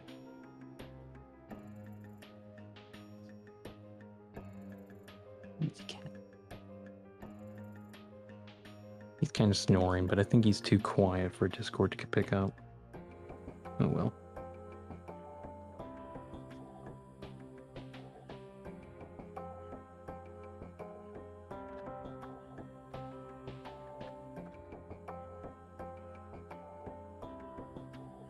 I'm hoping to get this done, but I might see how much of this, because like pretty much what I want to do left is getting like this piping up and running, or get it finished, and then probably work on the side here, get some gauges, and then I still got to work on shading. So I want to do some like after shading after I've like drawn everything in.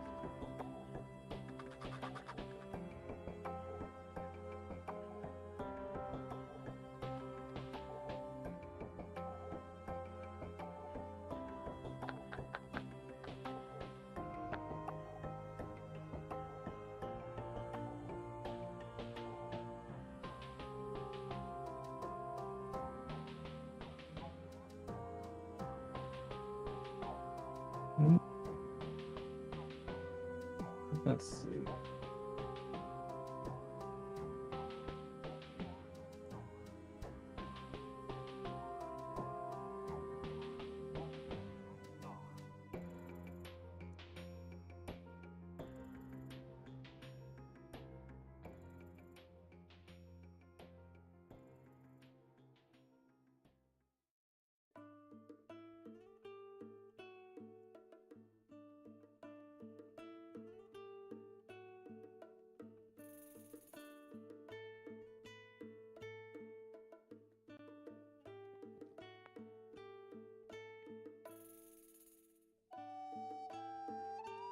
change the stream title a bit.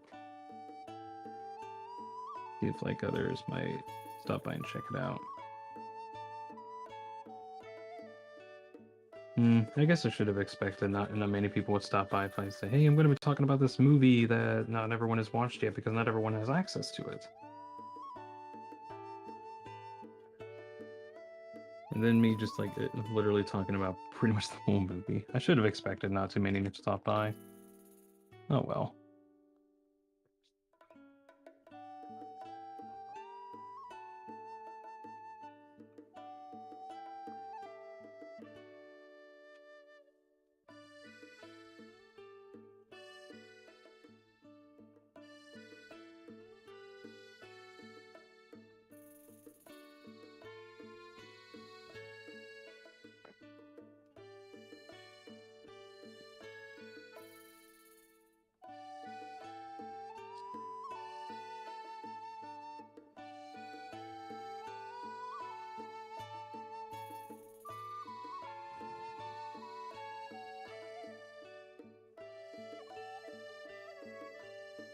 This one is gonna end up having like intricate details.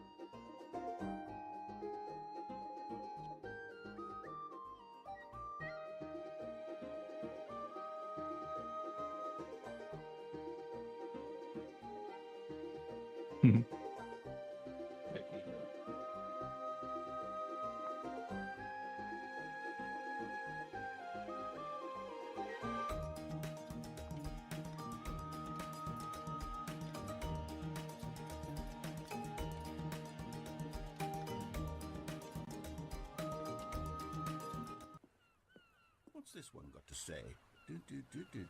You constantly have to stop doing anything so the narrator can catch up with his long-winded explanations of what's happening. I wish there was a skip button. A skip button? Well, yes. Yes, I think we can do that. If I'm truly too preachy, then maybe letting you skip ahead for just a moment, surely it couldn't hurt. Not if it means we can strike these negative reviews from the record. Only positive reviews of the Stanley Parable. That's my motto today, and it's always been my motto. I'd do anything for the customer, Stanley. Yes, a skip button we shall have. And here it is. Go ahead and give it a shot. I'll pop you forward in time so that the second my incessant droning starts to bore you, with just the push of a button, you'll have zipped right past it. It's what the players have been asking for, and I'm very proud to have delivered.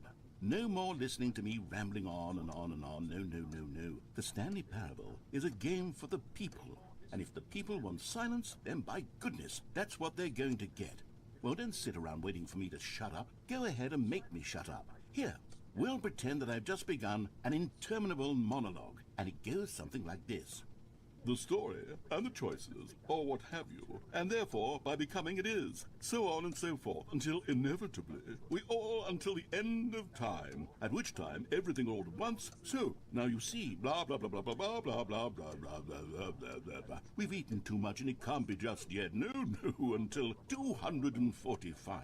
That the logic of elimination working backwards, the deduction therefore becomes impossible to manufacture. It went on for nearly 10,000 years, until just yesterday, here and there, forward and back, and never a moment before lunchtime. It can't be. It's the only thing there is. How many billions left until so much more than forever ago? Which is why I say, the story, and the choices, or what have you, and therefore, by becoming it is, so on and so forth, until inevitably, we all until the end of time, at which time everything all at once, so, now you see, blah, blah, blah, blah, blah, blah, blah, blah, blah, blah, blah, blah, blah, blah, blah. We've eaten too much and it can't be just yet, no, until 245. Oh, you're back, you see. You were only frozen in time for a few minutes, but it was plenty of time for me to deliver a long, rambling monologue full of unnecessary verbal flourishes and lengthy ruminations on the nature of choice in video games. Of course, I happen to believe it was perhaps one of my more profound such ruminations. Not that, of course, you need a description of it, but if I had to describe it, I'd say it was perhaps less of a rumination and more of a treatise. Or This would be maybe a very manifesto. funny if, like, someone I'll wandered into outline it for you here, very and it briefly. would be You really can tell me funny what you hearing think. this the whole Okay, time. so my theory is that any choice you've ever made is simply a series of choices made by the person who you are, or were, or will be at the time I of just having think it made would be said very choice. funny if someone That is to say, if by showed up in here and articulating then a heard choice the you've Stanley already Parable made, you talking. bring That would be choice very into funny. being. Then by making no choice and saying nothing, are you not simply erecting in the sanctuary of time a monument to every person you've ever been, making every choice to which you've ever given your Greek gift of mortal and yet timeless thought? Or rather, do all of the choices you've ever made, in fact, make you more not this kind of person, and in fact do the very opposite? You see, it could in fact be both of these things at once. That you are both making choices and not making choices, and that they are both affecting you and not affecting you at the same time by virtue of the fact that you both are and are not making them. Okay, at first I was leaning towards manifesto, but now I'm going to circle around and slap the treatise label on this one. I think it has much more of a treatise vibe to it. But wouldn't you say that manifesto just has a much grander sort of tone? It has a mouthfeel. It is rich with ambition and history. Ambitious in history. if you will. Ah. See, now you've gotten me going back to manifesto. Heavens, at this rate, we're going to be here all day. Okay, look, I have a method for exactly this sort of situation, and I do find myself in this situation frequently. I'm going to say each word back and forth in repeated succession until I become sick of one or the other, in which case the word I am not sick of shall be the victor. It is an unimpeachable strategy, Stanley. It's rescued me from disaster in countless situations. All right, here we go. Treatise, manifesto. Treatise, manifesto. Treatise, manifesto. Treatise, manifesto. Treatise, manifesto. Treatise, manifesto. Treatise, manifesto. Well there, sport. You really did catch me rambling on a bit, didn't you? But that's the power of the button. The minute I start to go off on a thoughtless display of self-absorption, it's right at your fingertips to go poof, and it's all over. Oh, I can't wait to see what Cookie 9 will say about this, and whether they'll edit the rating of their Steam review, or at least change some of the wording, perhaps. To be honest, I don't even know if one can change their review in the first place. I guess I should become better educated on exactly how Steam works. Perhaps that would have been the smart thing to check on before I went about this whole exercise of making the skip button. Although I have to imagine that after seeing this exciting new technology at work, surely whoever it is runs Steam will instantly run out and implement a new feature to make it possible to edit one's review, merely because of this very situation. Yes, I think that's quite likely. Or perhaps they'll simply grant this particular user the ability to change their review, so that the feature is not widely abused. Look, I would even be okay with Steam altering this particular review so that it reads as something more beneficial. Something along the lines of, this game is the best game. Let me start over. How about this? From the ashes of depravity rises the phoenix of quality. How else to describe the Stanley Parable Ultra Deluxe? Such a revolutionary step forward in the lineage of one of the most beloved video game properties of all time. The additions and changes made to this expansion will surely resonate in the annals of the history of all media ever made. It is perhaps true to say that no mistakes are forever etched in stone, for the stone into which the Stanley Parable was carved has itself been transmuted, offering a message of hope to those who have ever erred in their judgment. You are not beyond redemption. You may change, and you may become more, so much more than you were before. If there is any message to be taken from the Stanley Parable Ultra Deluxe, it is this. What a fortune, a privilege, a joy it is to have had such an experience. It leaves me hopeful that as a community, as a world, there is time for us to become our greatest selves, as great as we ever could dream of in our wildest, most ambitious visions for a brighter future. Wow, now Stanley, that's a review. It's perfect. It's the perfect review. It's the review I've always dreamed of receiving. I have to read it again. It's simply too wonderful. I have to experience this just one more time. From the ashes of depravity rises the phoenix of quality. How else to describe the Stanley Parable Ultra Deluxe? Such a revolutionary step forward in the lineage of one of the most beloved video game properties of all time. The additions and changes made to this expansion will surely resonate in the annals of the history of all media ever made. Okay, welcome back, Stanley. Now, I should say that the amount of time the button has been skipping through is becoming longer and longer. That last one was, well, I want to say maybe 30, 45 minutes? It's not unendurable by any means, but there's really only so much I can ramble on to myself about. I know, it's shocking, isn't it? But at any rate, I do suggest that we not press the button again. I think the skip button has been aptly demonstrated, and we can say goodbye to it and just... Wait, how do we get out of here? Where did the door go? Wasn't there a door that led into this room? I do feel quite certain that there was one here before. How else would we have gotten into the room in the first place? I don't think one can enter a room without a door of some sort, or a window or something like that. Do you see a window anywhere? A porthole? A sufficiently large crack in the wall? I'll take any of these. All I want is for us to move on and to please step away from the skip button to go anywhere other than the skip button. There was a door here before, wasn't there? I swear there was. You Where have did been it go? sentenced. Can you maybe Watch Stanley just Parable ram forever. your way through a wall? Is there any possibility that you could, say, slam your body into the wall until enough damage is done for you to be able to leave? Please, I'll take any option at all. I'm asking you to work with me here. We need a door. We need a door of some kind. I can work with any kind of door, as long as it can open and lead from one room to another. I'm going to step away for just a moment, and I'm going to try to find us a door. I don't know how exactly to remove a door and place it in a different wall, but I will find a way, I promise. You just need to not do anything. Don't press the skip button. Please, please, please do not press the skip button. Just wait here for me, and don't press the skip button. Got it? Yes, good. I'll be right back.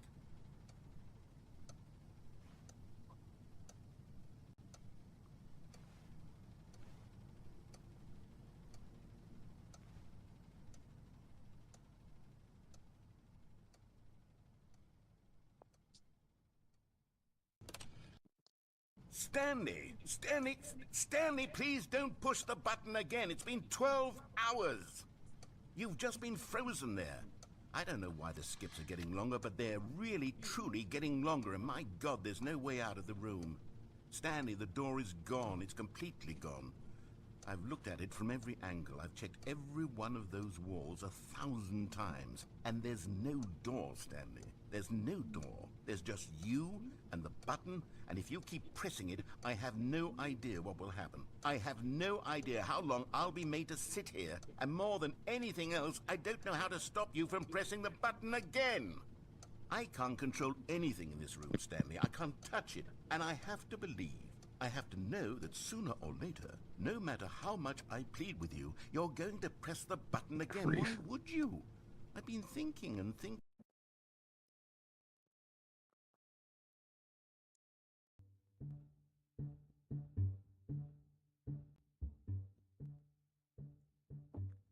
I frankly wasn't sure how long I'd listen to that guy. Also, hello to the random one person that's in here. Hello. Earlier in the stream, I did like a Iron Lung review where I just kind of talked about it a bit, and then right now I'm just working on an art piece for it.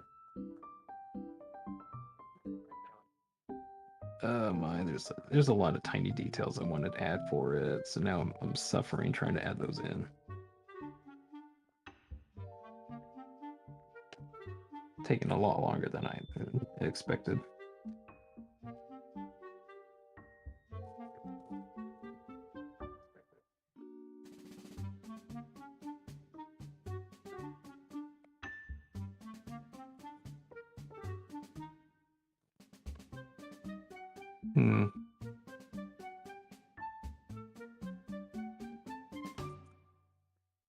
Doesn't help. I'm not really like looking at references, and more just going off of my gut feeling on where everything should be.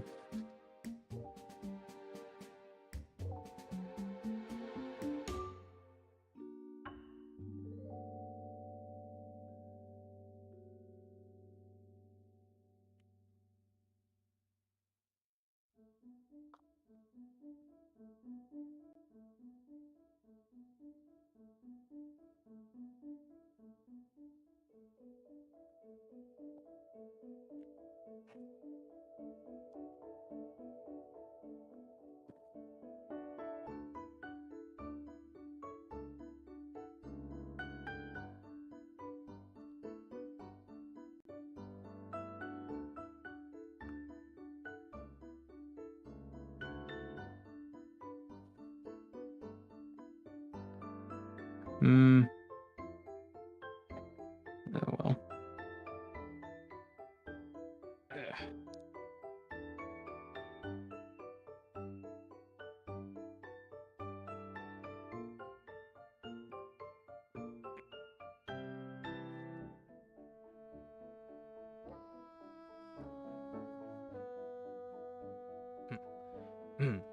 Okay. I might end up actually stopping the stream right now.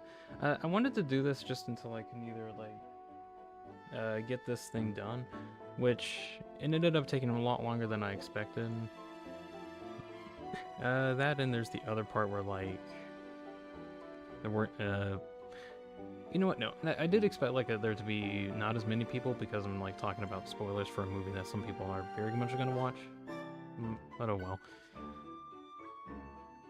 I'm gonna see if I can get the rest of this done throughout the day and get it like posted at some point. That would be kind of cool. If anyone does end up being here and watching what happens at the end, I think tomorrow I'm gonna be working on the Tenna Avatar thing that I keep hinting at. I think I'm gonna be focusing on trying to see if I can do that tomorrow. That might be something kind of neat. Alright, well, I'm gonna be heading off for now. Be on tomorrow. Let's see. Thank you very much, Nathanielator. Quote, Eram, Schnitz, Ordinary Creator, Funny Guy, Cultist, Earthquake, Swedish Monkey, and just some stuff for stopping by, as well as anyone else who also popped in to see what I was doing. I understand like that people wanted to check out this one not too much because I just talked about Iron Lung spoilers quite a bit. Even still, I think I had a good time just like venting out stuff that I wanted to talk about. Definitely gonna work on this a bit more, see how much more I can get this done. That's just gonna be an off-stream thing. Right, well, I'll be heading off now. I think, actually, better one. To all the people who are watching this, like, after the stream is done and actually kind of, like, looking at the review thing. Sorry that the latter half of this probably didn't end up being as interesting as I hoped. It's kind of the, result of me doing this review thing. Not just someone's coming by just for, like, the last little bit. All those goodbyes, yeah. Okay, at least there's somebody that can look at look, I'm actually... Everybody left. Everyone's gone. You're the only one here. I'm gonna be heading out kind of soon anyway. So yeah, this is kind of how far I got on it.